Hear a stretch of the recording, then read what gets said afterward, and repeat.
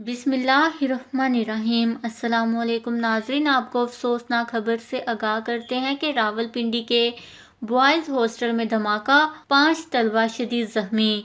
जी हां नाज़रीन, media reports के मुताबिक रावलपिंडी के इलाके शमसाआबाद में फ़ारूक आज़म रोड पर वाक़या बॉयज़ हॉस्टल में गैस सिलेंडर धमाके से फट गया, जिसके नतीजे में 5 तलबा झुलस कर शदीद जख्मी हो गए। वाक़ये की इत्तला मिलते ही रेस्क्यू टीमें जाए-व-कुआ पर पहुंच गईं।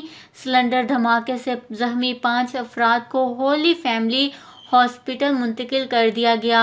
रेस्क्यू हकाम के मुताबिक जख्मियों में हनान, इनाम, मुबश्शिर, हुरम और अरसलान शामिल हैं। रेस्क्यू ज़राए ने बताया कि सिलेंडर धमाके के नतीजे में जख्मी होने वाले तलबा को फौरी तौर पर अस्पताल मुंतकिल किया जा चुका है, जहां इन्हें एमरजेंसी तिब्बी अमदाद दी जा रही हैं। पुलिस ने बताया कि धमाके की जगह से शवाहिद इकट्ठे किए जा रहे हैं, जिनसे धमाके की नौइयत का तयन किया जाएगा। अल्लाह पाक तमाम जख्मी होने वाले तलबा को सेहत और तंदुरुस्ती अता फरमाए, आमीन। इस खबर को लेकर अपने कीमती राय का इजहार नीचे कमेंट्स में ज़रूर करिएगा। हमारे चैनल को सब्सक्राइब करें, आपको लेटेस्ट अपडेट्स मिलती रहेंगी।